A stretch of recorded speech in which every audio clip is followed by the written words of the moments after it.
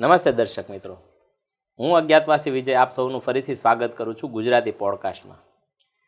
આમ તો આપણે ઘણા બધા પોડકાસ્ટ સાંભળ્યા છે, તો આજે આપણે એક વિશેષ વ્યક્તિનો પરિચય મેળવવાના છીએ આજના પોડકાસ્ટમાં. એમનું નામ છે શ્રી રાકેશભાઈ બાલધા. રાકેશભાઈ બાલધા જેઓ મિકેનિકલ એન્જિનિયર હોવા છતાં હાલમાં તેઓ ગર્ભ સંસ્કારના વર્ગો ચલાવી રહ્યા છે. તેઓ ગર્ભગુરુ છે અને બાળકોની દુનિયામાં જેઓ પાળિયા તરીકે પ્રખ્યાત છે, જે બાળકોને વાર્તા કહી સંભળાવે છે અને ભારતીય સંસ્કૃતિને જાળવી રાખવાનું અને સમાજ ઉત્કર્ષનું કાર્ય કરી રહ્યા છે, એક જાતની સેવાકીય પ્રવૃત્તિ કરી રહ્યા છે. તો આપણે એમની જર્ની વિશે જાણવાના છીએ કે કેમ તેઓ મિકેનિકલ એન્જિનિયરમાંથી આ ક્ષેત્ર તરફ વળ્યા છે, શું એમનો ઉદ્દેશ્ય છે અને એમનો જે ભારતીય પોશાક પહેરવેશ જે છે, જે પાઘડી કુર્તો પાયજામો, એના પાછળનું રહસ્ય શું છે એ જાણવાના છીએ. અને સાથે સાથે આપણે ભગવદ્ ગીતા વિશે જાણવાના છીએ કે ભગવદ્ ગીતાનું આપણા જીવનમાં મહત્ત્વ શું છે દરેક તબક્કે. તો આપણે સ્વાગત કરીએ રાકેશભાઈનું. નમસ્તે રાકેશભાઈ. નમસ્તે વિજયભાઈ, તમારા પોડકાસ્ટમાં આવીને મને આનંદ આવે છે. જી. અને તમે જેટલું મોટું વર્ણન કર્યું એટલો મોટો ખરેખર હું છું નહીં, પણ પ્રયાસ કરું કે તમારા દર્શકોને ઉચિત માર્ગદર્શન આપી શકું અને જે કંઈ પણ તમારા પ્રશ્નો હશે એને આપણે યોગ્ય અંતિમ મુકામ સુધી પહોંચાડી શકીએ, જેવી રીતના ગીતા માણસને પહોંચાડે છે છેલ્લે સુધી. જી. આમ તો મેં ઘણા બધા અનુભવો કર્યા છે, તો પછી છેલ્લે ઘણા બધા મહાન માણસો કે જે સફળ માણસોને મળ્યા પછી એમના બેઝમાં કે પાયામાં ભગવદ્ ગીતાનું મહત્ત્વ છે એવું આપણે સમજ્યા છીએ અને એના વિશે આપણે વિસ્તૃત ચર્ચા કરીએ. એના પહેલાં તમે મને તમારો પરિચય આપો અમારા દર્શક મિત્રોને, કે તમારી જર્ની કહો કે તમે કઈ રીતે મિકેનિકલ એન્જિનિયરિંગમાંથી તમે આ ક્ષેત્રમાં આવ્યા છો, પ્લીઝ. વિજયભાઈ, એમાં એવું થાય કે પરિચય એ અલગ વસ્તુ છે અને યાત્રા એક અલગ વસ્તુ છે. ભારતીય સભ્યતા કહે છે કે પોતાનો પરિચય પોતાની જાતે ન આપવો. આવું મેં સાંભળીને હવે સ્વીકારી લીધું છે, એટલે હું પરિચય નથી આપતો, પણ યાત્રા શબ્દ સરસ છે, જે સતત પહેલેથી છેલ્લે સુધી માણસને ચાલતો દોડતો અને ક્યાંક પહોંચવાની ઈચ્છાવાળો રાખે છે, એટલે પ્રવૃત્તિમાં રહી શકે. મિકેનિકલ એન્જિનિયરિંગ કરતાં જ એમ સમજો કે આ ક્ષેત્રમાં મારાથી અવાઈ ગયું. અનાયાસ એવા સંજોગો નિર્માણ થયા, એવી વાતો સાંભળવા મળીને એવી જગ્યા ઉપર ગયા કે જ્યાં મૂળ ભારતીય સભ્યતા, સોળ સંસ્કાર શું છે આ બધું જાણતા શીખતા એમ થયું કે ભાઈ આની પાછળ કામ કરવું જોઈએ. પહેલેથી જ અભ્યાસમાં, શીખવવામાં, શિક્ષણ ક્ષેત્રમાં રસ હતો, એટલે દર્શન ઇન્સ્ટિટ્યૂટ છે રાજકોટ, ત્યાં એઝ એ ડિપ્લોમામાં પ્રોફેસર તરીકે રહી ચૂક્યા. પણ આપણી એક બર્નિંગ ડિઝાયર હોય, એ ફૂલફિલ થાય નહીં, એટલે પછી કીધું કે અહીંયાના માણસ આપણે નથી, આપણે ક્યાંક બીજે જવું પડશે. અને અભ્યાસ કરતાં ખબર પડી કે નાના બાળકોમાં કામ થઈ શકે. તો પછી 12મા 10મા નર્સરીથી લઈ અને હવે નર્સરી અને ગર્ભ સંસ્કાર, એટલે કે જે આ સૃષ્ટિમાં આવ્યા જ નથી ત્યાં કામ કરો તો આ સૃષ્ટિમાં ફરક આવે. એટલે બહુ લાંબુ જોવાની દ્રષ્ટિ પહેલેથી જ મળી ગઈ હશે. તો અત્યારે અમે એમ વિચારીએ કે અત્યારે ગર્ભ સંસ્કાર કરીએ છીએ ને, તો 3 પેઢી પછી આનું જે કંઈ પણ પરિણામ મળશે ત્યાં સુધી જોવાની ઈચ્છા છે અમને. એટલે ક્ષેત્રમાં આવવાના પ્રસંગો ઘણા બધા છે, પણ યાત્રા આવી રીતના રહી કે બહુ આનંદદાયક રહી. અને તમારા જેવા મિત્રો, બીજા બધા મિત્રોનો સપોર્ટ એટલો સરસ રહ્યો કે સમજી શકીએ આપણે લોકોને એની પરિસ્થિતિ. આપણી આટલી કોન્વર્ઝેશનમાંથી એક વસ્તુ મને પ્રશ્ન ઉપજો છે અને હું પૂછવા માંગુ છું તમને, કે તમે કીધું કે બીજી ત્રીજી પેઢીએ, તો તમે એવું વિચારો છો અથવા તમે એવું માનો છો કે તમે બીજી ત્રીજી વખત પણ તમે આ પૃથ્વી પર પાછા આવશો, રિઇન્કાર્નેશન, પુનર્જન્મની વાત કરીએ તો ઘણા વ્યક્તિ એવા હોય છે કે જે પુનર્જન્મમાં નથી માનતા, નાસ્તિકની કેટેગરીમાં આપણે એમને લઈ શકીએ. અથવા મારી પોતાની બિલીફ છે કે કદાચ મારે જો બીજી વખત આવવું પડે તો મારે નથી આવવું, મારે આ જન્મમાં જ મોક્ષ પ્રાપ્તિ કરવી છે, મારે બીજી વખત જન્મ નથી લેવો, તો અથવા હું રિઇન્કાર્નેશનમાં નથી માનતો. તો એના વિશે તમારો મંતવ્ય જણાવો ને મારા દર્શક મિત્રો. જો ખાસ કરીને આપણે ભગવદ્ ગીતા વિશે વાત કરવાની છે, ભારતીય સભ્યતા વિશે વાત કરવાની. જી સર. વિજયભાઈ, અહીંયા એવું કાંઈ નથી ભારતમાં કે તમે શેમાં માનો છો ને શેમાં નથી માનતા. તમારે કરવાનું એનું એ જ રહે. અચ્છા. અમારે માટે બહુ સારું છે કે અમે પુનર્જન્મમાં માનીએ છીએ, એટલે અમે બધું ધીમે ધીમે નિરાતે કરી શકીએ, કારણ કે અમારથી બાકી રહી જશે તમારે પાછું આવીને કરવાનું છે, અમને ખબર છે. બરાબર. પુનર્જન્મમાં ન માનવા વાળા લોકોને પણ કરવાનું તો આ જ છે, પણ એને બહુ ઝડપથી કરવું પડશે, કારણ કે તમારી પાસે હવે ખાલી 60 જ વર્ષ બચ્યા છે જો તમે 100 વર્ષ જીવવાના હોય તો. એટલે શું ફરક પડે છે તમે પુનર્જન્મમાં માનો કે ન માનો? ઉલટાનું પુનર્જન્મમાં ન માનવાવાળી વ્યક્તિએ તો બધી વાતનું વિશેષ ધ્યાન રાખવું પડશે. આજે તમે અહીંયા કંઈક સંબંધ, કંઈક પ્રકૃતિ કે કંઈક બીજું બગાડીને જશો તો પાછળવાળો એ ભોગવશે, સુધારવાની તક તમારી પાસે નથી. જી. એટલે પહેલું જ તો બગડે છે એમાં માણસ એમ કે હું કરી નાખું પછી મારે શું, તમારે નથી પણ પાછળવાળાને ઘણું બધું છે. એટલે માનવીયતાની ભાવના સાથે વિચારો તો પુનર્જન્મમાં ન માનવાવાળા લોકોને વધારે સજાગ રહેવાની જરૂર છે. અને ગીતા કહે છે કે શુચિનામ શ્રીમંતામ ગેહે બહુનામ જન્મનામ અંતે, તો કમસે કમ 3 જન્મારા તો થશે જ.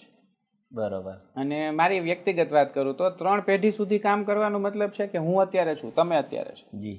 તમારા પિતા અચ્છા. છે અને તમારા દાદા છે. બરોબર. તો તમારા દાદાના જ ડીએનએ થી તમારા પિતાને એના ડીએનએ થી તમે છો, તો તમે તમારા દાદાના પુનર્જન્મ કહેવાવ કે ન કહેવાવ મને ખબર નથી, તમે શું માની શકો. જી. પણ એટલે પુનર્જન્મને તમે તમારી જ હયાતીમાં જો માણવો હોય તો માણી શકો છો. Yes yes. કોઈ પણ માણી શકશે, પોતાના સંતાનોમાં, પોતાના પિતામાં. તો હું આવું માનું છું અને મને લાગે છે કે ગીતા આ જ સમજાવવા માંગતી હશે. કર્મના ને બધાના સિદ્ધાંતો ને બધું સમજીએ તો આપણને આ સ્પષ્ટ વધારે થાય થોડું. બરોબર. આપણે પર્ટિક્યુલર ભગવદ્ ગીતાની વાત કરીએ રાકેશભાઈ, તો ભગવદ્ ગીતા દરેક તબક્કે બાલ્યકાળમાં, યુવાની કાળમાં, પછી વૃદ્ધાવસ્થામાં, દરેક અવસ્થામાં કે એઝ અ બિઝનેસમેનની લાઈફમાં દરેક સમયે અલગ અલગ વ્યક્તિઓને અલગ અલગ જવાબ આપતી હોય છે. આવું મેં સાંભળ્યું છે ક્યાંક તમારા પ્રવચનોમાં કે કોઈ અલગ જગ્યાએ, મને ખ્યાલ નથી, પણ આવું મેં કંઈક સાંભળ્યું છે. તો એના વિશે તમે પ્રકાશ પાડશો? પ્રવચન હું કરતો નથી. પ્રવચન એટલે કંઈક કોન્વર્સેશનમાંથી, સેશન મારા હોય એમાં તમે કદાચ ક્યાંક સાંભળ્યું. Yes sir. હમણાં છેલ્લે પેરેન્ટિંગનું સેશન હતું. એટલે નાવડેઝ પીપલ આસ્કિંગ ફોર ટ્રુથ, અને એક મને કંઈક પુરાવાઓ આપો. યસ. એટલે ટ્રુથની સાથે પ્રૂફ માંગે છે ખાલી સાત્વિક વાતોમાં. બાકી એડવર્ટાઇઝમેન્ટ નથી કહેતું કે 7 દિવસમાં ધોળા ન થવાય. ગીતામાં કૃષ્ણ ભગવાને કંઈ પણ કીધું છે એ પહેલા એમણે એમના જીવનમાં કર્યું છે.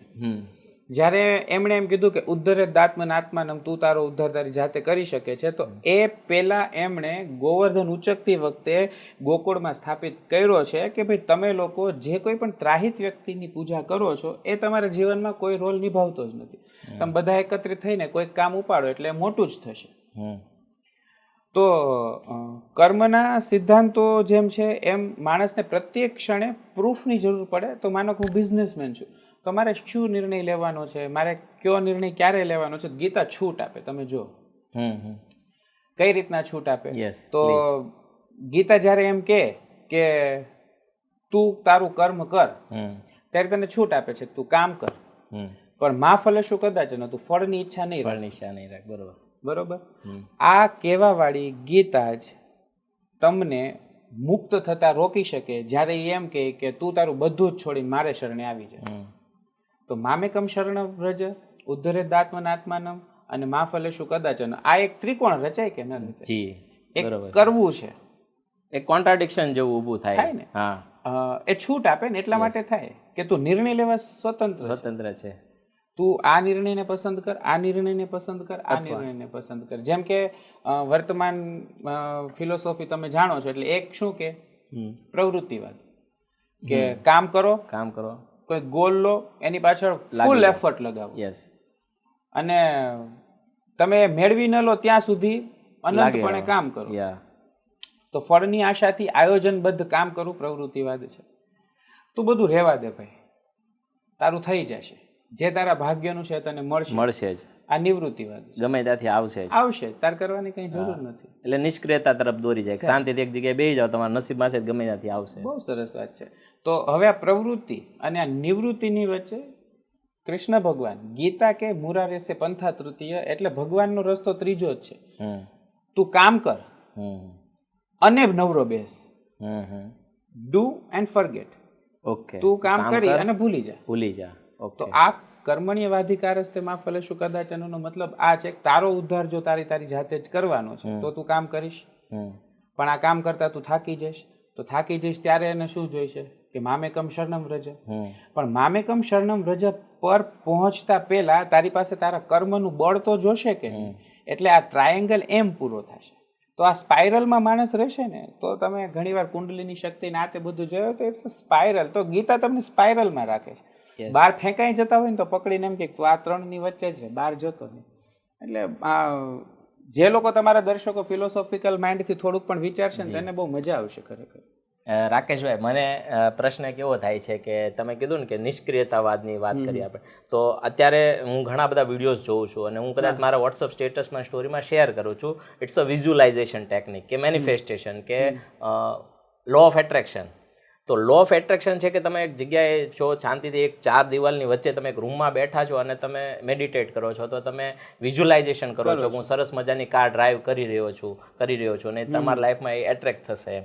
તો આને આપણે કર્મ ગણવું કે કર્મ નહીં ગણવું, આને આપણે કયા ઓલામાં લઈશું ટ્રાયંગલમાંથી? Please elaborate. જો તમારો સવાલ બહુ સરસ છે વિજય. ખરેખર મને મજા એટલા માટે આવે છે કે બુદ્ધિશાળી માણસો પાસે પ્રશ્ન તમારા બુદ્ધિથી પરે ના હોય. જી, આ લોકોના પ્રશ્નો આવા હોય છે અને હું પોતે ક્યાંક ને ક્યાંક આ જો ટ્રેપ હોય તો હું ફસાયો છું, અને જો ટ્રેપ નથી, રિયલ છે, તો પ્લીઝ એલોબરેટ. મેડિટેશનમાં એક કારને ચલાવવાનું મેનિફેસ્ટેશન કરવાનું છે. જી. પણ એની પહેલાનું મેનિફેસ્ટેશન જે છે કે આ કાર મેળવવા માટે મેં આ રસ્તો પસંદ કર્યો છે અને આ રસ્તા ઉપર હું ચાલીશ અને પછી આ કાર ચલાવીશ. તો આગળનો ભાગ મિસિંગ છે. Yes, definitely. કોઈ પણ મેનિફેસ્ટેશન એટલે કરવાનું છે કે તમે એમાં સફળતા મેળવો છો એ એઝ્યુમ કરીને કરો તો તમારા એફર્ટ્સ, તમારો પાવર, તમારી એનર્જી બધું ઇન્ક્રીઝ થાય. લોકો આ પાર્ટ મિસ કરી નાખે છે અને સીધું શું મેનિફેસ્ટ કરે છે કે હું કાર ચલાવું છું. એની કોન્ટ્રાવર્સી ઘણી બધી તમારા ધ્યાનમાં આવી છે કે કાર બદલી જાય છે અને આ થાય છે, પણ મને એ કંઈ પ્રશ્ન જ નથી કાર બદલી જાય છે કે એની પહેલાનું મેનિફેસ્ટેશન નથી ને. એટલે કર્મ કર્યા વગર ફળ મળી જશે આવું તો કોઈ સંસ્કૃતિ, સભ્યતા કે કોઈ થિયરી કહેતી જ નથી. તો મેનિફેસ્ટેશન સાચું જ છે, એ તમને પરિણામ આપશે જ, કારણ કે ગીતાએ શું કીધું છે? યોગઃ કર્મશુ કૌશલમ. યોગઃ કર્મશુ કૌશલમ. તું કોઈ પણ કામની સાથે કુશળતાથી જોડાઈ જાય એટલે યોગ જ છે. બરાબર. એટલે તમારે ગાડી ચલાવવી છે, તમે જે રીતના ઈચ્છો છો એવી રીતના, તો એની માટે જોડાવવું પડશે. જોડાવા માટે યોગ કરવો પડશે. યોગનું એક ચરણ ધ્યાન પણ છે. ધ્યાન તો કરવું જ પડશે, પણ એ ગાડી ચલાવવાની સાથે સાથે ગાડી મેળવવાના રસ્તાનું ધ્યાન પણ કરવું પડશે. ત્યારે જ એને મેનિફેસ્ટેશન પૂરું થશે. નહીંતર તો કોકની ગાડી ચલાવવા મળશે ને તમને, ડ્રાઈવર થઈ જશે. નથી પેલે જોક્સ બહુ સરસ છે કે એક ભાઈએ મેનિફેસ્ટેશન કર્યું કે ફૂલ એસી હોય, રૂપિયાથી ભરેલું, મારી પાસે આમ કબાટ કે તિજોરી એવું પડ્યું હોય અને હું આરામથી સૂતો હોય, તો એને એટીએમમાં નોકરી મળી ગઈ, બેંકના લોકરમાં ને એમાં નોકરી મળી ગઈ. તો એની પાસે બધું જ છે. એટલે મેનિફેસ્ટેશન અને એની ક્રિયાઓ એ બે સાથે થાય તો પરિણામ ચોક્કસ છે વિજયભાઈ. બરાબર, બહુ સરસ વાત કરી. હું ઘણા બધા ઉદ્યોગપતિઓને હું મળું છું, તો ઘણા બધા ઉદ્યોગપતિઓ એવા છે કે જે લોકો એની કંપનીમાં એસઓપી બનાવે તો ભગવદ્ ગીતાના બેઝ ઉપર બનાવી રહ્યા છે, કે એ લોકો એની જે કામ કરવાની ટેકનિક છે કે જે સ્ટાઇલ છે એને ભગવદ્ ગીતાના આધારે એ લોકો કરી રહ્યા છે. તો ઘણા બધા બિઝનેસમેન છે, ઘણા સ્પિરિચ્યુઅલ લોકો પણ છે કે જે લોકોનું જીવન સાદગીપૂર્વક જીવે છે, ઘણા સોશિયલ વર્કર્સ છે જે લોકો એક્ટિવિટીઝ કરે છે. તો એ લોકોના બધાના પાયામાં મૂળ ભગવદ્ ગીતા છે. તો ભગવદ્ ગીતાનો સાર અથવા મૂળ શું છે ત્યાંથી શરૂ કરી અને આપણે બાલ્યકાળમાં, યુવાની કાળમાં કે વૃદ્ધાવસ્થામાં અથવા તો પેરેન્ટિંગમાં બધી જગ્યા પર ગીતાનું શું મહત્વ છે એના વિશે થોડું જણાવશો? જ્યારે માણસ નાનો છે જી, તો શું કરશે? તમે વિચારો, બાળક છે, બાળક સાથે જોડાયેલી પહેલી જ વસ્તુ રમત છે. તો ગીતા કહે છે કે આ સંસાર રમવા માટે આવ્યો છે. તુષ્યંતી ચ રમંતી. બરાબર. પછી માણસ કામ કરવા માટે પ્રેરિત થશે, મોટો થશે, જી, ભણવા જશે. તો ભણવા જશે તો એને શું જોશે? પુનરાવર્તન જોશે. તો ગીતા કે પરિપ્રશ્ન સેવયા, તું ન ખબર પડે ત્યાં સુધી પૂછ, તને છૂટ છે. બરાબર. એને પ્રશ્ન ફરી કરી શકે છે. કામ કરતા કરતા થાકી જશે ક્યારેક, એટલે થાકી જશે તો એને બૂસ્ટ કરવું પડશે. ત્યારે એને એમ કીધું તું બીજાની રાહે રહીશ અને તને એમ વિચાર આવે કોઈક તને આવીને ભાઈ મોટિવેટ કરી દેશે, તો કે ભાઈ ઉદ્ધરે દાત્મન આત્માનો. સમાજમાં રહેવા જશે એટલે સોસાયટીના સંપર્કમાં આવશે, તેમ થશે કે આ તો મારો નથી, આ તો મારું કામ કરતો નથી. તો એને જે મનમાં ભાવ આવશે તો કે પરસ્પરમ ભાવયંત, તું ને એ બે એક સાથે જ આ સંસારમાં રહેવાના છો, તું ગમે એટલું કરી લે. તો કેવા ગુણો વિકસાવવા? તો કે અદ્વેષ્ટ સર્વભૂતાના, મૈત્ર કરુણો એવ છે. તો આ બધા ગુણો વિકસાવવા. પછી ક્યારેક એમ થાય કે હું રાજા છું, તો રાજવિદ્યા રાજગુહ્યમ આખો એ અધ્યાય આપી દીધો કે રાજાની જેમ જીવો. જીવનના અંતકાળમાં એમ થાય કે મેં શું પ્રાપ્ત કર્યું, અથવા તો મારી પાસે જે છે હું ક્યાં વાપરું? તો અંતિમ સમયમાં ગીતા કહે છે કે સ્વકર્મણા તમ અભ્યર્થમ, બધું જ તને આપી દેવું છે. એટલે અંત સમયમાં માણસ આમ પણ સોસાયટીને આપવાના બહુ મૂડમાં હોય, 35-40 વર્ષ સુધી પરિવારને આપવાના મૂડમાં હોય. તો પછી એમ થાય કે આ બધું કરીને એટલી બધી મજા નથી આવતી તો શું કરું? એટલે ગીતા ત્યારે એમ કે અફસોસ છે, આનંદ છે, બધું જ છોડીને મામેકમ શરણમ રજે, તું મારા શરણમાં આવી છે. અહીંયા મારું એમ કહેતા ગીતાકાર, ભગવાન, વેદવ્યાસ કોઈ પણ એમ નથી કહેતું કે હું જે સ્વરૂપે છું એ. કારણ કે કોન્ટ્રાવર્સી થાય ને તો મુસ્લિમ કોના શરણમાં જશે, ક્રિશ્ચિયન કોના શરણમાં જશે? તો વચ્ચેના અધ્યાયમાં ભગવાન કહે છે કે યો યાયામ તનુ ભક્તા, તું જે સ્વરૂપે જેને પ્રાપ્ત કરવા ઈચ્છે છે એ મૂર્તિમાં હું આવીને ઊભો રહીશ તોય ભગવાન નહીં આવે. એ પ્રકૃતિ તમે જેમાં સર્વોપરિતા જુઓ છો એ શક્તિને જ તમારે કહેવાનું છે, એને જ શરણે જવાનું છે. એટલે પ્રત્યેક ક્ષેત્રમાં લોકો સામે વસ્તુઓ, રસ્તાઓ આવીને ઊભા રહેશે ને ક્યાંય પણ અટવાઈ જાય. તમે હતા આપણે એક વખત બુકબામમાં એક સેશન કર્યો શ્રીમદ ભગવદ્ ગીતા વચ્ચે, કે કોઈને પણ ઊભા કરીને એમ પૂછો કે આ એક પ્રશ્ન બોલ, અને એની જાતે ગીતાનું પાનું ખોલે એટલે એના પ્રશ્નનો જવાબ એને મળે. પણ એ જે કહે છે એ વાંચવાની શક્તિ મેળવવા માટે દરરોજ એની પાસે જવું પડે. બરોબર, આવું થાય મતલબ હું માનું છું ત્યાં સુધી. વિજયભાઈ બરોબર. મને એક કિસ્સો યાદ આવે છે. એક છોકરાનું બ્રેકઅપ થઈ ગયું હતું, ડિપ્રેશનમાં આવી ગયો અને એને કોઈ રસ્તો ન મળ્યો. તો એને તમારે જેવો કોઈ મિત્ર મળ્યા છે ને એને કીધું કે તું તારા પુસ્તક આ ભગવદ્ ગીતા ખોલીને તારો પ્રશ્નનો કોઈ પણ પેજ ઉપર તું આંગળી મૂકજે અને તને તારા પ્રશ્નનો જવાબ મળશે. એટલે એણે પછી એક પુસ્તકનું એક પાનું કરતા આખી ગીતા વાંચીને એનો સાર, ને એને એવું મળ્યું કે જે ગઈકાલે બીજાનું હતું એ આજે તારું છે, અને જે આજે તારું છે એ કાલે કોઈ બીજાનું છે. એટલે એને સીધી વસ્તુ એની ગર્લફ્રેન્ડ સાથે રિલેટ કરી અને પછી એ વસ્તુમાંથી બહાર નીકળ્યો. એને ગીતાને એ રીતે લીધી. પછી એક બિઝનેસમેન છે, એને ગીતાને અલગ રીતે લીધેલી છે. એમ તો એકચ્યુઅલમાં ગીતાનું અર્થ શું છે એમ તમે કંઈક શોર્ટમાં? હા, જો ગીતાનો અર્થ એક જ છે જી, કે તને સૌથી વધુ આનંદ શેમાં મળે છે? આનંદ શેમાં મળે છે? મજા શેમાં આવે છે? યસ. તને જો એમાં આનંદ મળે છે તો તું ખાલી આનંદ લે, ફળ મૂકીને કામ કરી શકીશ? ફળ મૂકીને કામ કરી શકીશ. તું આનંદ લે એ જ તારું ફળ છે એમ માનીને કામ કર. તો ત્યાં ફળ મળી ગયું, સમાપ્ત થઈ ગયું, આનંદ મળ્યો, એટલે આનંદ મળી લીધો. એટલે ખરેખર એ કામનું ફળ આનંદ તો નથી જ. આનંદ તો નથી જ, એટલે ફળ મળવાનું જ છે. ફળ મળશે પણ તું અત્યારે તારા સંતોષ માની લે. અત્યારે જે કામ કરું છું, સંતોષની આનંદ આનંદ માણી લે. મને બાળકોને વાર્તાઓ કહેવાનો ભરપૂર આનંદ આવે છે. તો હું શેરીઓમાં કોઈ પણ કહું કે ભાઈ મારે તમારી શેરીમાં વાર્તા કરવા આવવું છે, એટલે પૂછવું એટલે પડે કે અત્યારે બાળકો કોઈને આંગણે બેઠા હોય ને અવાજ કરે તો પસંદ ના આવે, નહીં તો ગમે ત્યાં બાળકોને લઈને બેસી જઈએ. તો શેરીમાં જઈને બાળકોને વાર્તા કરી દઈએ એટલે અમારું આનંદ લેવાનું કામ પૂરું થઈ ગયું. બરોબર. હવે હું એવી અપેક્ષા રાખું કે ત્યાંથી મને વાહવાહી મળે, ત્યાંથી મને આ મળે. તમે જે કીધું ને કે પાળીઓ કરે, અમે નિશાળોમાં પાળિયાની વાર્તા કરવા ગયા. હવે એ નિશાળમાં બીજી વાર જઈએ ને એટલે બાળકો એવા થઈ ગયા છે કે એને પાળિયા વિશે કંઈ ખબર નથી, અને આપણે પાળિયાની વાત કરી એટલે લોકોના મગજમાં મને જોવે એટલે પહેલો શબ્દ આવે ને બાળકોના મગજમાં તો પાળિયો આવે. તો મને જીવતા જીવત પાળિયો કરી દીધો. તો એનાથી વધારે ફળની હું આપણને અપેક્ષા હોય એમ. એટલે હારવાનું અને થાકવાનું આ જીવનને પોસાશે નહીં.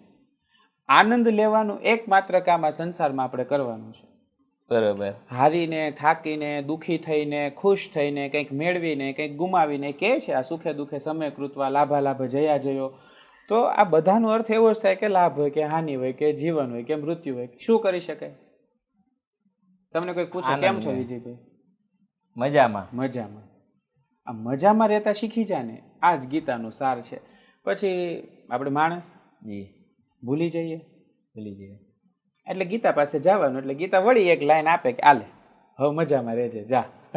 વળી પાછા ક્યારેક થાકીએ હારીએ, આજે ગર્લફ્રેન્ડ છોડીને ગઈ તો થાકી હારીને પાછા ગીતા પાસે ગયા તો કીધું આલે આ લાઈન તારી, જા મજામાં રહેજે. વળી અમુક દિવસો પછી ધંધામાં ખોટ આવી તો વળી ગીતા એમ કહે છે કે આલે એક લાઈન જા. એટલે ગીતાના સ્તન છે ને એ ધાવણથી ભરપૂર છે. બરોબર. ક્યારેય ખાલી નહીં થાય. જ્યારે બાળકને અશક્તિ લાગે ત્યારે એની માતાનું દૂધ જોઈશે, જવાનું માતા પાસે, અને વાછરડું જેમ ગાયને ધાવે એમ ધાવવાની કોશિશ કરવાની. માં છે કાંઈક તો દેશે અને એનર્જી આવશે. બરોબર. અમે આ બહુ સરસ વાત કીધી કે વાછરડું છે ને ગાયને ધાવશે તો એ માતા છે તો ધાવણ આપશે જ. પણ ઘણા દોહન કરવાનું ચાલુ કરી દીધું છે, જે પોતા માટે નહીં પણ એનો વેપાર ચાલુ કરી દીધો છે એવું આપણે કહી શકીએ કે વાછરડાના ભાગનું વાછરડાને તો છે જ, પણ એના ભાગનું છીનવી અને એનું વેચાણ કરે છે. લાઈક એવા વર્કશોપ કરે છે કે જે પેઇડ સેમિનાર હોય કે આ છે, તો એ યોગ્ય ખરું કે નહીં એમ એના વિશે આ છે ને કોન્ટ્રાવર્સી વાળો ગીતાને પૈસાના ઓલામાં કન્વર્ટ કરે છે. જો સમાજની સ્થિરતા છે જી તો ખોટું છે, સમાજની સ્થિરતા છે તો ખોટું છે. જો સમાજ અસ્થિર છે જી અને આવશ્યક કર્મ છે તો તમે ને હું જજ નહીં કરી શકીએ. જો ગીતા વાંચતા પહેલા તમે બહુ સરસ કીધું, આજ સુધી મને ખબર નથી કે આવી વાત કોઈ કરી હશે ક્યાંય કે, અને તમારા દર્શકો માટે ખાસ કહીશ કે યુધિષ્ઠિર પોતાના સિદ્ધાંતમાં બહુ સજ્જડ રીતના મજબૂતતાથી જોડાયેલા હતા. મહાભારતના યુદ્ધ પહેલા ક્યાંય પણ યુધિષ્ઠિરે પોતાનો સિદ્ધાંત છોડીને કામ કર્યું હોય આવા પ્રસંગો નથી. પણ હું માનું કે ગીતા અર્જુનને કીધી પણ લાઉડ સ્પીકરમાં કીધી હશે એટલે બધાએ સાંભળી હોય. જી યુધિષ્ઠિરને જ્યારે કૃષ્ણ ભગવાને એમ કીધું કે નરોવા કુંજરોવા ધીમેથી બોલજો, અને યુધિષ્ઠિરનું આ સ્વીકારવું,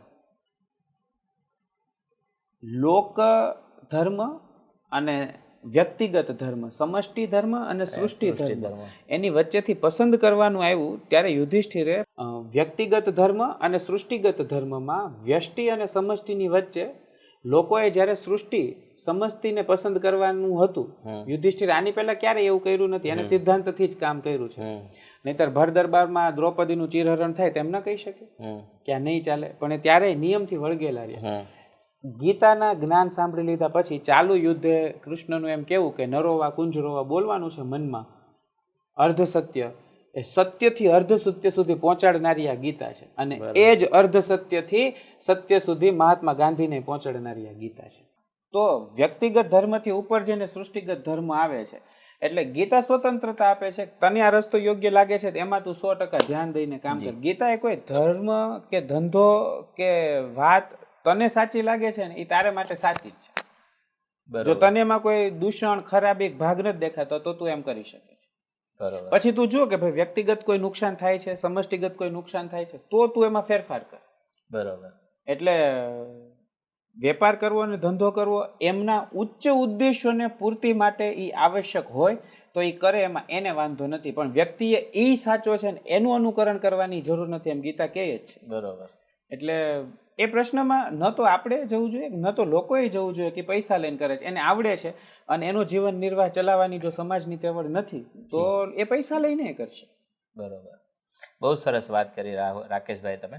મને એક પ્રશ્ન એ છે કે એક સવાલ પણ છે અને દર્શકો માટે એક નોલેજનો વિષય કે જે ગીતા છે જે તો પેરેન્ટિંગ ગીતાના તમે વર્ગો ચલાવો છો, તમે સેશન લો છો, તો એકચ્યુઅલમાં પેરેન્ટિંગ ગીતા છે શું અને પેરેન્ટ્સને કઈ રીતે ઉપયોગી થઈ શકે એના વિશે થોડું જણાવશો? પેરેન્ટિંગમાં સૌથી મોટો ઇશ્યુ શું આવે? બાળકો માનતા નથી, કહેતા નથી, મારું કીધું કરતા નથી, મોબાઈલ મૂકતા નથી, આવી બધી બ્લા બ્લા બ્લા ઘણી બધી વાતો હોય, પ્રશ્નો હોય છે. એટલે ખાસ કરીને ગીતામાં ભગવાન કહે છે ક્રોધાત ભવતિ સમોહ, ક્રોધાત ભવતિ સમોહ, સમોહાત બુદ્ધિ વિભ્રમ. એટલે એનું તારણ એવું છે તારી ઈચ્છા છે અને એમ નો થયું, એમ નો થયો એટલે મોહ જાય, મોહ જાગ્યો એટલે એ પૂરું ન કરવાનો પ્રયત્ન કર્યો, પ્રયત્નનું ફળ ન મળ્યું એટલે ક્રોધ આવ્યો. તો એ ક્રોધ બાળક પર છે તારી ઈચ્છા પૂરી ન થઈ ત્યાં છે. બરોબર. બાળકને તો સમજાવવાના બીજા રસ્તાઓ ગોતી શકાતા હતા ને, પોતે સમજવાની વાત છે આ તો નહીં. એટલે ના, બાળકને સમજાવવાનો રસ્તા, બાળકને સમજાવવું જ પડે વિજયભાઈ. આપણે એમાં એમ ન કહી શકીએ કે બાળક ચોરી કરે છે ચોરી કરવા દે, પણ એ ચોરી કરતું અટકાવવું. હવે જો કે આવા બાળકો છે નહીં આપણા સમાજમાં અત્યારે, પણ એમ સિમ્પલ ઉદાહરણ લઈએ કે ભાઈ એણે એક પેનની જીદ કરી, એણે એક રમકડાની જીદ કરી, તો શું એ બાળકનો હક નહોતો? બરાબર, બાળકનો હક હતો. ત્યાં ક્રોધાત ભવતિ સમોહ એટલે મારી ઈચ્છા થઈ અને તે કેમ ન કર્યું, આ ક્રોધ ઉતરે છે કે આ સ્થાન પર આ સમયે આવી રીતના જીદ ન કરે, આ ક્રોધ ઉત્પન્ન થાય છે. જો પેલો ક્રોધ હશે તો શાંત થઈ જશે, કારણ કે સમજણથી ઉત્પન્ન થયેલો ક્રોધ છે ને તો ત્યાં એને અદ્વેષ્ટા વાળો ગુણ લાગશે, મૈત્ર કરુણા વાળો ગુણ લાગશે, કરુણા ઉપજશે. પણ મોહથી ઉત્પન્ન થયેલો ક્રોધ એટલે માણસને ભાગ પાડીને સમજાવીએ ને કે ભાઈ આ બાળક પર આ ક્રોધ છે, તું ક્રોધને સમજ, તારા ક્રોધને સમજ ને પછી નિર્ણય લે. તો પેરેન્ટિંગ ગીતામાં અમે કઈ નવું નથી આપતા, પણ ગીતાના જ સિદ્ધાંતો છે. ખાલી તમને ચવાઈ ગયેલી કે ખોટી રીતના સમજાવવામાં આવ્યા હશે, ક્યાં તો તમારા સુધી પહોંચ્યા જ નહીં હોય. આ બંને પરિસ્થિતિમાંથી તમને બહાર કાઢીને તમારા બાળકનું ભવિષ્ય ઉત્તમ બને એ માટે અમારો નાનકડો પ્રયાસ. તમને શું ભેટ આપી શકે? તો આ પેરેન્ટિંગ ગીતા ભેટ આપી શકે. એટલે એવા સેશનમાં અમારી આવી વાતો હોય કે વ્યક્તિગત વિકાસ તો થાય જ થાય, પણ એના બાળકને સારા માતા પિતા મળે. બરોબર. તો તમે પેરેન્ટિંગ ગીતાના વર્ગો ચલાવો છો, તો શું બિઝનેસમેનની ગીતા એવો કોઈ વર્ગ ચલાવો છો ખરા? પ્રશ્ન બહુ સરસ છે તમારો. અને હું કહીશ કે બિઝનેસમેનની ગીતા એ અમારો વર્ગ નથી. અમારો એક બીજો વર્ગ છે સરસ મજાનો, એ છે નારદ ભક્તિ સૂત્ર આધારિત. નારદ ભક્તિ સૂત્ર. હા, અને એમાં ગીતા આવી જાય પાછી, કારણ કે નારદ હોય તો કૃષ્ણ હોય ને કૃષ્ણ. બિઝનેસ રિલેટેડ છે. હા, એ બિઝનેસ રિલેટેડ છે. આજે હું તમને એમ કહું કે વિજયભાઈ, તમને તમારો પરિવાર બહુ પ્રિય લાગે છે. જી, લાગે છે. લાગે છે. તમે તમારા ઘરે જાઓ ત્યારે અડધું પડધું મંદિર જેવું વાતાવરણ લાગે, કારણ કે ઘર એક મંદિર, ધરતીનો છેડો. તમે મંદિરમાં જાઓ તો 100% મંદિર જેવું લાગે. 100% લાગે. કેમ કે મંદિર જ છે. મંદિર જ છે. કોઈ ખરાબ, ગંદા, ભ્રષ્ટાચાર વાળા એવા મંદિરે જાઓ તોય તમને મંદિર જેવું તો લાગે જ કે. ઘણા બિઝનેસમેનને ઓફિસ કદાચ પૂજાનું, ધર્મનું સ્થાન લાગતી હશે, પણ એ અંદર પ્રવેશ કરે ત્યારે શું મંદિરમાં જાય છે ક્યાં તો ઘરમાં જાય છે, એવા જ રિલેક્સેશન, એવા જ પૂજ્ય ભાવથી ઓફિસની અંદર પ્રવેશ કરે છે. એ તો પર્સન ટુ પર્સન વેરી કરે. પણ એવા કેટલા હશે જે આ ત્રણેયને સમાન રીતના જોઈ શકતા હશે? બહુ ઓછા. એટલે એ નારદ ભક્તિ સૂત્ર આધારિત અમે તમારા ધંધાની ભક્તિ કરતા તમને શીખવીએ છીએ. ગીતા ત્યાં એવી રીતના રિલેટ કરે છે કે ભક્તિ યોગ આખો યોગ દીધો કે કોઈ માણસની ભક્તિ કેવી રીતના કરવી, શું કરવી, ભક્તના ગુણો કયા છે, અને નારદજી ભક્તિના બેતાજ ભાગ છે. એટલે ગીતાનું ભક્તિ યોગ અમે એમાં લઈએ જ છીએ, પણ એ નારદ ભક્તિ સૂત્ર આધારિત છે. તમને તમારો ધંધો એક લેવલ પર પહોંચ્યા પછી રૂટીન લાગે. બહુ સફળ બિઝનેસમેન હોય ને એને એમ લાગે કે આ તો બધું કરીએ જ છીએ, રોજનું આજ મોનોટોનસ થઈ ગયું એમ. ત્યારે એને પૂજા કરવામાં એવું લાગશે નહીં. એટલે અમે તમને પૂજા તો વર્ષોથી કરે છે અને કરવાના છે, પેઢીઓથી કરે છે. તો અમે તમને તમારા ધંધાની ભક્તિ કરતા શીખવશું. હવે તમને તમારો ધંધો વધારે ફળ આપશે, ભક્તિ વધારે ફળ આપશે? ભક્તિ. ફળ માટે ભક્તિ કરો છો? નહીં. ભક્તિ તો આનંદ માટે. વધારે મળશે તોય એની ઈચ્છા કે ચિંતા નથી, અને આનંદ મળે છે, એ આનંદ મળે છે. એટલે એ સેશન ગીતાથી થોડોક અલગ છે, કારણ કે એ નારદજીને અમે સમર્પિત કર્યો છે. એટલે અમે તમને ખબર છે અમે મિકેનિકલ એન્જિનિયર છે, અને કોઈ પણ વસ્તુને સાયન્સ સાથે જોડી અને કયા ફ્રેમમાં રજૂ કરવી એ અમે બહુ સરસ રીતના કરી શકતા હોઈએ. ગીતામાં ભગવાને કીધું યુક્તાહારે વિહારસ્ય. હવે એણે કહી દીધું કે યુક્તાહારે વિહારસ્ય, તો યુક્તાહાર વિહારસ્ય સમજવા તમારે આખું આયુર્વેદ વાંચવું પડે કે ન વાંચવું પડે? અમે એને સિમ્પલ અને શોર્ટ ફોર્મમાં સમજાવી દઈએ. પેરેન્ટિંગ ગીતામાં બાળકોની વાત હોય એટલે કહી દઈએ કે ભાઈ બાળકોને આવું નહીં ખવડાવવાનું ને આવું ખવડાવવાનું. બિઝનેસમેનની વાત હોય એટલે એને કહી દે કે ભાઈ એમ્પ્લોય સાથે આવો વ્યવહાર કરવાનો ને આવો વ્યવહાર નહીં કરવાનો. બરાબર. ઘણી વાર આપણને એમ લાગે કે ક્યારે એને છૂટ આપવી અને ક્યારે ન આપવી, ક્યારે એમ્પ્લોયની વાત સાંભળી લેવી, ક્યારે એમ્પ્લોયને ખીજાવું. તો આ બધી વાતો કરીએ અમે, અને લોકો આનંદથી સાંભળે, મજા આવે, અને એમને મજા આવે એટલે એ અમને પે કરે. અને આ બધાનું પેમેન્ટ લેવા માટે અમે બેઠા નથી, એનાથી શાસ્ત્રો જીવિત રહે છે. બરાબર છે. બાઇબલને આધારે જો ધંધો સમજાવી શકાતો હોય, કુરાનને આધારે જો વ્યવસાયમાં સિદ્ધાંતો આવી શકતા હોય, તો ગીતાને આધારે કોઈકને સિદ્ધાંત આપવામાં ખોટું નથી. બરોબર. હા, બહુ સરસ વાત કરી રાકેશભાઈ તમે. મારો તમને આ પોશાકને લઈને અને તમે જે આહાર વિહારની જે વાત કરી ભોજનને લઈને, તો મારે તમને એ પ્રશ્ન છે કે તમારી દિનચર્યા કેવી, તમારું ભોજન કઈ રીતનું છે, તમે કેવું શું જમો છો, પ્લસ તમારા જે પહેરવેશ છે એની પાછળનું જરીક કારણ કે તમે આ ક્યારથી આ પહેરવેશ ધારણ કર્યો છે ને તમે સતત આપણા આ રીતે જ પોશાકમાં હોવ છો? જો એમાં છે ને મને ગીતા એક વસ્તુ સૌથી વધુ શીખવાડી જી કે તાર બુદ્ધિમાં ઉતરું અને તને સત્ય લાગે છે તો તારે એમ જ કરવાનું છે, કારણ કે તારી પ્રકૃતિ એમ રચાણી છે. હું બાળકોને વાર્તા કરતો ને તો પાઘડીની વાત આવે, ભારતીય પોશાકની વાત આવે, એટલે આપણે ગુજરાતમાં રહીએ તો સામાન્ય રીતે જબુ કેડિયું આવું બધી વાત આવે. અને એક વખત બહુ મોટા સમૂહના બાળકોએ મને એક સાથે એવો પ્રશ્ન પૂછ્યો કે હે ભાઈ પાઘડી કેવી હોય? મોટા ઉંમરના મને એટલે બહુ વધારે બાળકોની વચ્ચે ઝાઝા બાળકોની વચ્ચે ઝાઝા બધા બાળકોએ પાછો એવો પ્રશ્ન પૂછ્યો ભાઈ અમે પાઘડી જોઈએ જ નથી. બરોબર.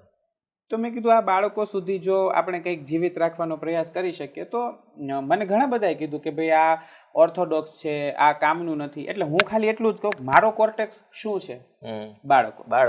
બાળકો સુધી ભારતીય સભ્યતા કમસે કમ વસ્ત્રના બાબતમાં તો હું જીવિત રાખી જ શકીશ ને. મારું બીજું કોઈ ગજુ નથી. આ ભક્તિ ધર્મ એમ સમજો કે હું સાવ કનિષ્ઠ થઈ ગયો, મેં બધાનો વેપાર કરી નાખ્યો. બરાબર. પણ તોય હું કપડાના બાબતમાં ભારતીયતા જીવિત રાખી શકું. બિઝનેસમેનના ધંધામાં એને કોઈક સિદ્ધાંત આપીને હું ભારતીયતા જીવિત રાખી શકું. એટલે પછી મેં જભો કુર્તો ને પાઘડી પહેરવાનું શરૂ કર્યું. હા, પાઘડી મોટે ભાગે કોઈકને મળવા ગયા હોય, બેસવા ગયા હોય તો બધા જ સમય હોય. આરતી ને પૂજા ને આવા કોઈ પણ પ્રસંગો હોય, કોઈકના બેસનામાં, ત્યારે પાઘડી ન હોય તો ત્યારે ન હોય. પછી ક્યારેક આમ એકદમ હળવાશનો મૂડ છે તો ટોપી હોય, બાકી ખુલ્લા માથે ન હોય. કારણ કે બાળકોએ મને ખુલ્લા માથે ક્યારેક મોટે ભાગે જોયા નથી. એટલે હું બાળકોના સંદર્ભથી વાત કરી શકું. મોટાઓ માટે એક અલગ રાકેશભાઈ કદાચ હોઈ શકે. અને ભોજન માટે ક્યાં તો મારી દિનચર્યા માટે એ વેરી છે. હું એટલો બધો કંઈ સિદ્ધાંતવાદી નથી. એ ક્યારેક સવારે 4:30, 3:30 શરૂ થાય ને ક્યારેક 5:30, 6:30 શરૂ થાય. પણ મોટે ભાગે 6, 6:30 મોડી ક્યારેય જાતી નથી. સવારમાં ઉઠીને પ્રાણાયામ ને ધ્યાન ને ચિંતન ને હરિસ્મરણ ને આવું બધું થાય ને પછી આખો દિવસ શું કામ કરશું એનું હું ને એમ સમજો કે અમારે ઈશ્વર એકબીજાની આપલે કરીએ ને પછી આખો દિવસ જેમ ચાલતો હોય રૂટીન ને શેડ્યુલ પ્રમાણે ચાલે. ભોજનમાં મોટે ભાગે બહારના ભોજન નથી કરતો, ઊભા ભોજન નથી કરતો. અને એવા જે કંઈ પણ સિદ્ધાંતો જેને મેક્સિમમ પાળી શકે, પ્લાસ્ટિક કાચના વાસણોમાં નથી જમતા, આવા કોઈ સિદ્ધાંતો નથી. જો સિદ્ધાંતો નથી, પણ મને ખ્યાલ છે તમે જ્યાં સુધી કે ઘણા વર્ષોથી તમે કોઈ પ્લાસ્ટિકની થેલી કે જબલું વાપરતા નથી, કોઈ જગ્યાએથી લેતા નથી. એને આજે 12 વર્ષ ઉપર થઈ ગયા. પ્લીઝ, અમે કોલેજમાં હતા અને રાજીવ દીક્ષિતનો એક સેશન સાંભળ્યો, પ્લાસ્ટિક ખરાબ છે. અને જો કે પહેલાથી ખબર જ હતી, સાયન્સ સંદર્ભિત અભ્યાસ હતો. એટલે મૂકવું શું ને ક્યાં એ ક્યારે પકડાઈ જાય, બધાને અલગ અલગ ક્ષેત્ર હોઈ શકે. ને મારું કેવું છે કે કંઈક ઉપાડ્યું તો ઉપાડી જ લીધું, પછી એમાં કોઈ બાંધછોડ નથી. અને કંઈક મૂક્યું તો મૂકી જ દીધું. તો હું ગણીને કહી શકું કે એ 12 વર્ષથી આજ દિવસ સુધીમાં મેં 35 થી 40 જબલા લીધા છે. 12 વર્ષમાં? હા. બાકી આ જભો પહેરતો એટલે મને સૌથી વધુ ફાયદો થયો ને જભાએ મને બચાવ્યો છે. આજે જભાની છાડમાં ટમેટા લઈને જતા મને શરમ નથી આવતી. કારણ કે મને ખબર છે એક જબલું ન લેવાને કારણે આ બાળકોને કેટલું ભવિષ્ય સારું મળવાનું છે. એટલે મારો ઉદ્દેશ્ય બાળકો છે અને એને સંદર્ભિત જોઈને હું વિચાર કરું તો મને એમ લાગે કે આવા નિર્ણયોનું પાલન મારે કરવું પડે. તમે કોલ્ડ ડ્રિંક્સ કે ઠંડા પીણા એવું કઈ પીવો છો? હા, એ પ્લાસ્ટિક ને કોલ્ડ ડ્રિંક્સ બે એકારે જ મુકાણા છે. અચ્છા. એટલે હિન્દુસ્તાન યુનિલિવર, પેપ્સિકો અને કોકોકોલા, આ 3 કંપનીઓ અને પ્લાસ્ટિક, આ બધું એક સાથે ગયું મારા જીવનમાંથી. તો બસ એ ગયું ત્યારનું ગયું જ છે. ત્યારથી આજ દિવસ સુધી એ નથી લીધું. પછી મને સોડા પીવાનો બહુ શોખ હતો. એટલે જીરા મસાલાની છૂટ હતી કે જીરા મસાલા પીશ. તો છેલ્લા 2-3 વર્ષથી તો જીરા મસાલા બંધ છે. લીંબુવાળી સાદી સોડા 2 વર્ષથી બંધ છે. એટલે અમે છે ને હવે મેન્ટેનન્સ ફ્રી મહેમાન છીએ. કોઈક ત્યાં જાય એટલે પાણી જોઈએ મારે 2-3 વાર. માનો કલાક બેઠા હોય તો 2-3 વાર પાણી પી લો, પણ બીજું કાંઈ જોઈએ ને. વાતોના સપાટાથી આપણે એકબીજાની ઘરે જઈને આનંદ માણી શકીએ. એવું થાય. બહુ સરસ છે. સીધું સાદું અને સાત્વિક જીવન કહી શકાય. એવું ન કહી શકાય. અમે માનીએ છીએ, કેમ કે અમે પ્લાસ્ટિક જબલા વાપરવા વાળા, કોલ્ડ ડ્રિંક્સ પીવા વાળા, અમારાથી ઘણી બધી વસ્તુ છૂટતી નથી. એટલે સાદગી ભર્યું જીવનમાં ઘણી બધી વસ્તુ ત્યાગનો કે સમર્પણની વાત આવે તો અમે એને સાદગીમાં માનીએ છીએ. એને વિજયભાઈ કેવું કહેવાય કે એ ઉદ્દેશ્ય ભર્યું કહી શકાય, સાદગી નથી. કારણ કે જેમ તમને પીવું છો અને આનંદ આવે છે, એમ હું છોડું છું અને મને આનંદ આવે છે. મારો ધ્યેય અલગ છે એટલે મારે છોડવું જ પડશે અને મને ખબર છે તો હું એમાંથી આનંદ જ શું કામ ન લઉં. તો મેં એમાંથી આનંદ લીધો ને. સાદગીવાળા માણસને તો આનંદની એવી શું વાત હતી કયો તો. અચ્છા. એટલે એટલું બધું સાદું નથી, પણ ફકીર વાળું હાવ જીવન નથી. સાદું હોતો તો હું ગાંધીજીની જેમ પોતળી પહેરીને ફરી શકતો હતો, પણ હું તો અમુકનો આડંબર વધારતો જાઉં છું. ભલે એનો ઉદ્દેશ્ય ગમે તે હશે. કુર્તી પાયજામા તો હતા, અરે કોટી ઉપર ચડાવી. આ કોટી ઉપર સમાજે ચડાવ્યા. કોટી વગર લોકોને સાવ સામાન્ય લાગે, વાત માનતા નથી મારી. પછી મને એમ ઓથોરિટી ક્રિએટ થાય. બુદ્ધિ કક્ષાનું આ કે હા, એટલે જો મારી બુદ્ધિમાં ઉતર્યું કે લોકોમાં પ્રભાવ પાડવા માટે કોટી આવશ્યક છે, મેં પહેરી લીધી. મને એવો કોઈ વિરોધ નથી. કાલ સવારે કોઈક આવીને મને એમ કહી દેશે કે ભાઈ જબલું વાપરવાથી, પ્લાસ્ટિક વાપરવાથી સમાજનો બહુ સારામાં સારો વિકાસ થાય છે, અને મારી સામે સાબિત કરી દીધું, એ તમારી બુદ્ધિમાં ઉતરી ગઈ. મારી બુદ્ધિમાં ઉતરી ગયું, હું પ્લાસ્ટિક વાપરવા માંડીશ. હું કોઈ એવો જડત્વવાદી માણસ નથી કે આ નિયમ લીધો એટલે હું ગળે ઉતરી જ ગયો પછી નીકળે નહીં. બરાબર. પણ કોઈ બુદ્ધિપૂર્વક સાબિત કરવા વાળો માણસ જોઈએ કે ના તું ખોટું કરે. તો આપણે ટેકનોલોજીની વાત કરીએ, આર્ટિફિશિયલ ઇન્ટેલિજન્સ, મશીન લર્નિંગના ચેટ જીપીટી ને બધા ટૂલ્સ ને ગેજેટ્સ ને બધું આવ્યું છે, તો એ બધી વસ્તુઓ તમારી બુદ્ધિમાં ઉતરી ગઈ છે કે કેમ છે? જો હું એમ કહીશ કે જો તમારી પાસે બુદ્ધિ છે જી, તો બુદ્ધિથી વાપરી શકો. બુદ્ધિથી વાપરી શકાય, તમારી પાસે વિવેક બુદ્ધિથી. જો તમારી પાસે બુદ્ધિ નથી જી, તો તમે ન વાપરી શકો. એટલે તમારા બુદ્ધિમાં ઉતરું વાપરી શકાય કે નહીં એમ, એટલે એક્સેપ્ટ કર્યું તમે આ વસ્તુને, એ મારો પ્રશ્ન એ છે. હા, હું તમને એ જ કહેવા માંગુ છું કે મને જ્યાં આવશ્યકતા પડે છે ને અને મારી બુદ્ધિ સ્વીકાર કરે છે ને કે આ કરવા માટે આ વસ્તુનો ઉપયોગ કરવો જોઈએ, ત્યાં હું કરું છું. જ્યાં મને નથી ઉતરતું બુદ્ધિમાં, ત્યાં હું એ વસ્તુનો ઉપયોગ નથી કરતો. ઉદાહરણ સાથે જ તમને કહું કે કોઈક માતા મને પૂછે કે રાકેશભાઈ આ વસ્તુ મેડિકલ સાયન્સ આમ કહે છે અને ભારતીય સિદ્ધાંત આમ કહે છે, તો મને મેડિકલ સાયન્સ તો ખબર નથી અને ભારતીય સિદ્ધાંત એણે જે સાંભળ્યો છે ક્યાંથી આવ્યો, કઈ રીતના એવી મને ખબર નથી, તો હું ક્યાં ગોતીશ? હવે હું થોથા ફંફોસવા બેસીશ? એ તો મને આવડતોય નથી ને સમજાશે ને મને ખબર નથી કયા ઓથરની કઈ બુકમાં છે. બરોબર. તો હું સીધો ગૂગલ દેવતા પાસે જઈને ટાઈપ કરીને સર્ચ કરી લઈશ. બરોબર. પછી ભારતીય સિદ્ધાંત તો એ બેને ક્યાંથી સાંભળો, એનો ઉદ્ગાતા કોણ છે, એ કઈ ફિલોસોફીમાંથી બિલીવ કરે છે, તો આ બધું સર્ચ કરવા મારે જોવું પડશે. તો એ સર્ચ કરીને એ બેનું કમ્પેરિઝન કરી દીધું, વાત થઈ ગઈ પૂરી. હવે એમાં નિર્ણય હું એને નહીં પૂછું ચેટ જીપીટીને કે આ વસ્તુ આમ કહે છે ને આ વસ્તુ આમ કે તું મને એનો નિર્ણય કાઢીને દે. બરોબર. એ હું તમારી સ્વતંત્ર બુદ્ધિથી તમે નિર્ણય લેશો. કારણ કે આખા થોથા ફંફોસવા કરતા કોઈકને પૂછી લેવું સારું ને. સારું. અને હવે તમને આવડે છે ને તમને પૂછું તો એમાં કઈ ખોટું કાંઈ ખોટું નથી. પણ હવે એવું આવડવા વાળો વ્યક્તિ મારી પાસે અત્યારે ગૂગલ છે તો હું એને પૂછી શકાય ને. બહુ સારી વાત છે રાકેશભાઈ. આ વાતની સાથે બીજી એક આડ વાત આપણે લઈ લેજો કે મજા આવશે લ્યો ને, કારણ કે લોકોને તમે આઈવીએફ, આઈયુએફ અને પેલી બેડ રેસ્ટ બહેનોને, માતાઓને પણ તમે ગર્ભ સંસ્કાર તમે કરાવડાવો છો, તો એમાં ભગવદ્ ગીતાને તમે કઈ રીતે એમને પીરસો છો? કનેક્ટ કઈ રીતે થાય છે? એ છે ને એવો સળગતો પ્રશ્ન છે ને. જી પ્લીઝ. આઈવીએફ, આઈયુઆઈ અને બેડ રેસ્ટ વાળી માતાઓને સમાજ એટલી હીન કક્ષાએ જોવે છે ને, મતલબ કે બીજું કઈ નથી થતું પણ એ બીજું કઈ કરીને થાય કા પછી આઈયુઆઈ કે આઈવીએફ કરાવ્યું પેલા તો હું એનો સ્વીકાર કરું. બેડ રેસ્ટ એને આવી જ ગયું છે તો પછી એને કસરત ને ફિઝિકલ એક્ટિવિટીની ક્યાં વાત છે? હવે આવી જ ગયું છે તો હવે એ માતાનું મારે નથી જોવાનું, હવે મારે કોનું જોવાનું છે? એ ગર્ભસ્થ શિશુ.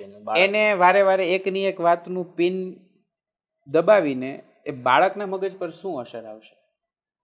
તો મારે એ માતાને એ પેઇનમાંથી બહાર કાઢવી છે. અચ્છા. કે સૃષ્ટિએ સ્વીકાર કરી લીધો અને તમને આ બાળક આઈવીએફ થી આપી દીધું, હું ત્યાં સુધી માનું છું. પણ તમે જો એમ નથી ઈચ્છતા કે તમારા બાળકને આઈવીએફ, આઈયુઆઈ કે બેડ રેસ્ટ પ્રેગ્નન્સી જોઈએ, તો અત્યારથી હું કહું એમ કરતા છે. એની માનસિકતા, એની શારીરિક ક્ષમતા અને એની બૌદ્ધિક ક્ષમતાને આપણે એવી બનાવવાનો પ્રયાસ કરીએ અત્યારથી જ કે તમને જે તકલીફ આવી છે તમારા બાળક સુધી ન પહોંચે. આ એનો સ્વાર્થ. મારો સ્વાર્થ કે એવું આ બાળકોમાં થાય જ નહીં ને એવી સૃષ્ટિનું નિર્માણ કરવું.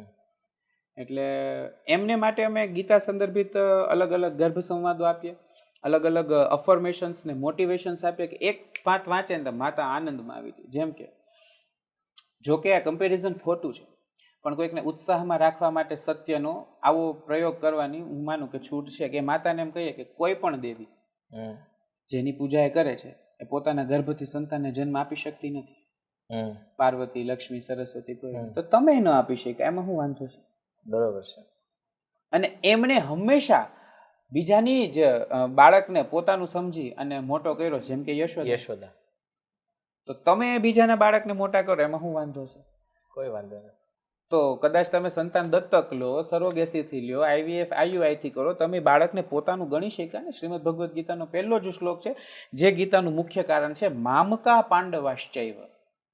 જ્યાં સૃષ્ટિમાં મારા અને તારાનો ભેદ આવે ને ત્યાં ઈશ્વર દૂર જતો છે.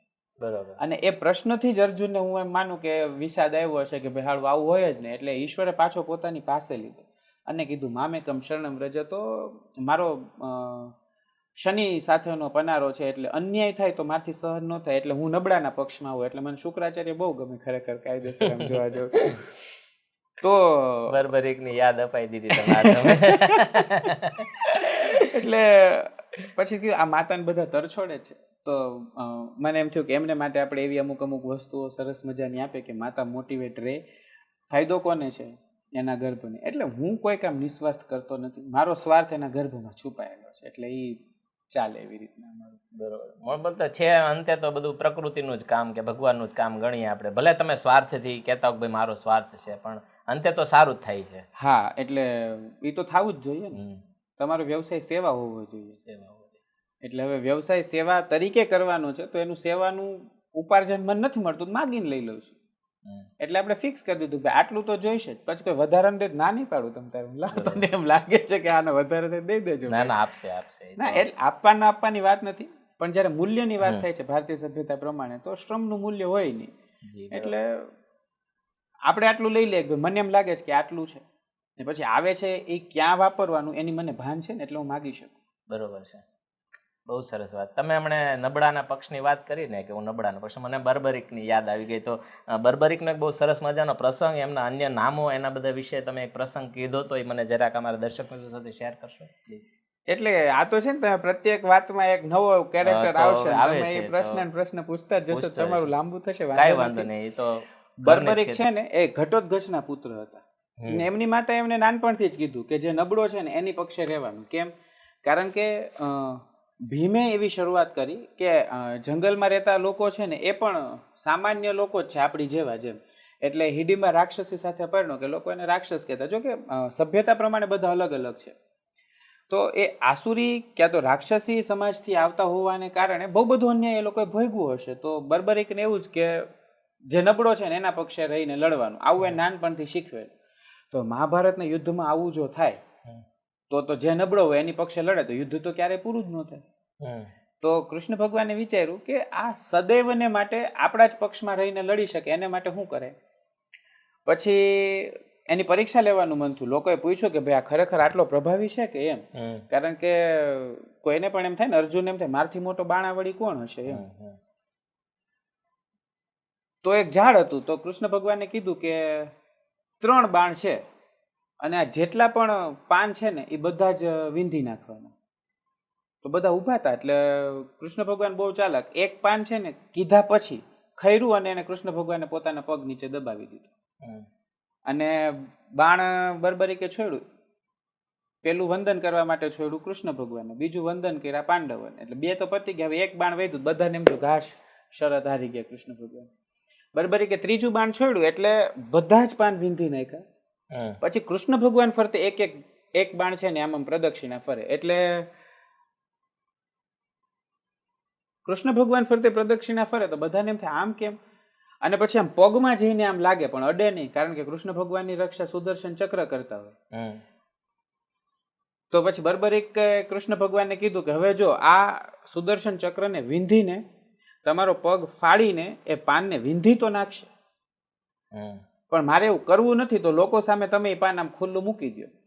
એટલે હવે ત્યાં કોન્ટ્રાવર્સી, લોકો આવું કહે છે કે એ જ બાણ પેલા પારઘી પાસે ગયું અને પારઘીએ એ જ બાણથી કૃષ્ણ ભગવાનનો પગ છેદો હતો. નહીતર બીજા કોઈના બાણની એવી તાકાત જ ન હોય ને કે કૃષ્ણ ભગવાનનો પગ વીંધી શકે. એમને તો સુદર્શન એમની રક્ષા કરે છે.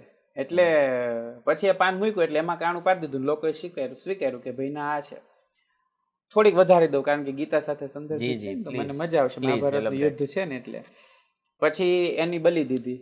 એનું બર્બરિકે કીધું કે મને આખું યુદ્ધ જોવા મળે તો જ હું મારી બલી દેવા દઉં એમ. પછી કીધું કે હા વાંધો નહીં, જોવા મળશે. એટલે બધું આખું યુદ્ધ મેદાન દેખાય એવી રીતના બર્બરિકનું માથું રાખ્યું અને આખું યુદ્ધ બર્બરિકે જોયું. પછી અર્જુનનો અને બધાનો પ્રશ્ન થયો કે આ યુદ્ધ કોણે જીતાડ્યું એમ, કોની શક્તિથી જીતા. એટલે બધાને થોડોક અહંકાર આવે ને. તો ગીતા સાંભળ્યા પછી આ થાય છે. એટલે આપણે એવું લઈએ કે ભાઈ મેં ઓનું પ્રવચન સાંભળ્યું, ઓનું સેશન સાંભળ્યું, ઓલું આ કર્યું, મારામાં કઈ ફરક કેમ ન પડ્યો. તો સ્વયં ગીતા કૃષ્ણના મુખે જ સાંભળ્યા પછી યુદ્ધ પૂરું થયા પછી બધા ચર્ચા કરવા બેઠા કે યુદ્ધ કોણે જીત્યું. જ્યારે ગીતામાં ભગવાને પોતે કીધું છે કે તારે ખાલી કામ કરવાનું છે, નિમિત્ત માત્ર ભવ સવ્યસા છે.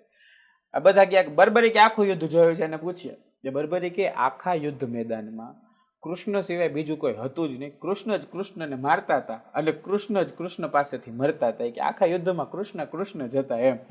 એટલે આ બહુ સરસ પ્રસંગ છે જે બતાડે છે કે વિજયભાઈ નથી, રાકેશભાઈ નથી, કે આ બાળકો નથી. બાળકો એ જ બાલ છે, એ જ દેવતા છે અને એને જ દેવતા જેવા બનાવવાની આપણો સિદ્ધાંત છે. એટલે અમે કીધું બાલ દેવો ભવ. બરોબર. ને બાલ દેવો ભવના સિદ્ધાંત પર બાળકોમાં દેવતા જાણીને અમે કામ કરીએ. અને એ જ બર્બરિક એટલે બળિયાદેવ અને એ જ બર્બરિક એટલે ખાટુ શ્યામ જેને આપણે કહીએ છીએ એ. પછી બધાએ કીધું મને કયા નામે યાદ રાખશે કે આવું મને નહીં પોસાય એમ. એટલે કીધું કે તો કાંઈ નહીં, તો કે તને બધા ખાટુ શ્યામ કહેશે એમ. એટલે શ્યામ, હું એ શ્યામ ને તું એ શ્યામ એમ. એટલે બર્બરિકે વરદાનથી માંગ્યું કે મને તમારું નામ આપો. એટલે બુદ્ધિશાળી માણસ શું માંગે જો એમ ને કે પાછો મને જીવતો કરી દો, મારી તાકાત ને મારી પૂજા. એને એમ ન માંગ્યું મારી પૂજા, તેને એમ કીધું મને તમારું નામ આપો. એટલે સ્થિર બુદ્ધિ હોય ને, સ્થિર બુદ્ધિ ગીતા વાત કરે તો માણસને શું કરવું શું માંગવું એ ખબર પડે. રાકેશભાઈ, તમે હમણાં એક શ્લોક બોલ્યા, એમાં એક શબ્દ આવ્યો સવ્ય સાચી. એ શ્લોક અને એ સવ્ય સાચીનો મતલબ શું છે થોડું જરાક સમજાવશો? દર્શક મિત્રોએ સાંભળ્યો કે ન સાંભળ્યો, પણ મેં સાંભળ્યો એ શ્લોક. સવ્ય સાચી બહુ સરસ શબ્દ છે. બિઝનેસમેન ને પેરેન્ટ્સ બેયને કામમાં આવે એવો છે. પ્લીઝ. સવ્ય સાચીનો અર્થ થાય અર્જુન ભગવાન કૃષ્ણ શ્લોક પહેલા એટલે કે નિમિત્ત માત્ર ભવ સવ્ય સાચી. જી. એટલે તું કોઈ પણ કામમાં નિમિત્ત જ બની શકીશ. હવે આમાં તું કોણ ને એ પ્રશ્ન છે. જી. કે એવો માણસ કે જે બંને હાથે કામ કરી શકે છે એને સવ્ય સાચી કહેવાય. તો લેટ મી એલોબરેટ. બંને હાથે કામ કરવું એટલે શું? એક છે જમણો હાથ, ડાબો હાથ. શરીરનો ડાબો ભાગ જમણું મગજ કંટ્રોલ કરે, જમણો ભાગ ડાબું મગજ કંટ્રોલ કરે. જી. ડાબુ મગજ છે એ ગણતરીઓ, આંકડાઓ, તર્ક વિતર્ક સાથે જોડાયેલું છે, અને જમણું મગજ છે કલ્પનાઓ, રંગો, સર્જનાત્મકતા સાથે જોડાયેલું છે. બરોબર. જેની ભાવના અને ગણતરી એકદમ સચોટ છે એવો માણસ છે એને કેટલો અહંકાર હોય, એની પાસે કેટલું જ્ઞાન હોય, એ કેટલા સરસ નિર્ણય લઈ શકતો હોય. તો પેરેન્ટિંગ વખતે આપણે લાગણી અને ગણતરીનો સમાન ભાવ રાખીને, ધંધા વખતે આપણે ભાવનાઓ અને ગણતરીનો સમાન ભાવ રાખીને કામ કરવાનું છે. હવે આવી બુદ્ધિમાં તું કામ કરે છે ને, એ તારું કામ નથી, એ કોનું છે? એ છે કોઈકનું. તું ખાલી અહીંયા શું છે? નિમિત્ત છે. હવે તને કઈ ચિંતા છે તારો ધંધો વયો જાય તો? હવે તને ચિંતા છે કઈ તારી ઘરવાળી વહી જાય તો? હવે તને કઈ ચિંતા તારું બાળક તારું ન માને તો? નિમિત્ત માત્ર થઈને કામ કરો કે ભાઈ કોઈકનું છે મને સાચવવા દીધું છે, કેટલી કાળજીથી સાચું. અજાણ્યો માણસ ટ્રેનમાં હોય અને આપણી બાજુમાં સીટ પર વસ્તુ મૂકીને જાય ને એમ કે ભાઈ હું જરાક મારું કામ પતાવતો સામાન સાચવશો, તો તમે તમારું સામાન પછી જો એનો પહેલા જો આમ પકડી રાખો. પકડી રાખીએ, સાચી વાત. એટલે નિમિત્ત માત્ર થઈને જીવવા સંસારમાં એ ગીતાનો બીજો ઉદ્દેશ્ય છે. આનંદપૂર્વક કોઈકનું છે ને સાચવવાનું છે. આ બહુ મસ્ત છે ગીતા. મતલબ હું આવું માનું છું. ફિલોસોફરો અને તત્વચિંતકો અને ધર્મગુરુ એને બહુ અલગ રીતના વ્યાખ્યાયિત કરે, પણ મારું આ સરળ માણસોને સમજે એવી રીતના આપવાનો પ્રયાસ કરીએ થોડો ઘણો. ના, બહુ સરસ, બહુ સારો પ્રયત્ન કરી રહ્યા છો અને તમે બહુ સારું સમાજને આપી રહ્યા છો. રાકેશભાઈ, આપણે કાર્યક્રમના અંત ભાગ તરફ છીએ પ્રોગ્રામને. તમે જણાવશો કે તમે શું શું સમાજને આપી રહ્યા છો, શું શું એક્ટિવિટીઝ તમે કરી રહ્યા છો કે જેથી લોકો તમને ઇન્વાઇટ કરી શકે અથવા તમારી વસ્તુનો, તમારી સેવાનો લાભ લઈ શકે? પ્લીઝ. ખરેખર તો એ લોકો મારો શું લાભ લેશે, હું જ એનો લાભ લઈ લઈશ. કારણ કે એ જ્યારે એના બાળકોને સોસાયટીમાં રમાડવા માટે મને બોલાવશે, એટલે એના બાળકો જે આનંદથી, ઉત્સાહથી શેરીમાં રમશે, જે ભાગ્યે જ હવે ક્યાંક રમતા જોવા મળે છે, એ જોઈને હું સૌથી વધુ આનંદ લઈ શકીશ. એટલે શેરીના બાળકોને રમાડવા માટે મને બોલાવડાવે, કહેવા માટે. આ જ કામ એ પોતાના સંસ્થાઓમાં, નિશાળોમાં કે સોસાયટીઓમાં કરી શકે. કોઈ કુટુંબ પરિવાર છે સાથે બેસે છે તો ભારતીય 16 સંસ્કાર શું છે? આજે લગ્ન બધા કરે છે, લગ્ન પાછળ ખર્ચો એ બહુ બધો કરે છે, પણ કેમેરાની રીલ બનીને આવતા પહેલા તો છૂટાછેડા થઈ જાય છે, એવા કિસ્સાઓ છે. એટલે તો લગ્ન શું છે આ એમને વ્યવસ્થિત સમજાવવું પડે. આ સમજાય એને માટે 16 સંસ્કાર એને વ્યવસ્થિત સમજાવીએ છીએ. આના સેશન નથી, એ વ્યક્તિગત પરિવાર પ્રમાણે હોય. બરોબર. કે ભાઈ કોઈની ઘરે લગ્ન છે તે 2 પરિવારો, કોઈકની ઘરે કોઈ એક્સપાયર થયું છે તો શું, તો એ સમજાવવા માટે અમે ખાસ કરીને જતા હોય છે. સીમંત પ્રસંગે જઈએ છીએ, કોઈ એક્સપાયર થઈ ગયું હોય તો ત્યારે એમને સમજાવવા માટે જઈએ છીએ. એ ઉપરાંત તમારા ગર્ભ સંસ્કાર ચાલે છે કે ભાઈ તમારે ત્યાં આવનારું બાળક તમારું જ નથી, તમે આ સૃષ્ટિને કેમ આપી શકશો, અને સૃષ્ટિનો ફાયદો કરાવશે, તમારો કરાવશે કે નહીં. તો ગર્ભ સંસ્કાર માટે કામ કરીએ છીએ. બાળકોને યોગ્ય માતા પિતા મળી રહે એટલા માટે કામ કરીએ છીએ. આજે IVF ને IUI ને બધું આવતા હું એમ કહી શકું કે બધાને બાળકો તો થઈ જાય છે, પણ બાળકોને માતા પિતા થતા નથી. એટલે એ માતા પિતા બનાવવાનું કામ અમે થોડા ઘણા અંશે કરીએ છીએ.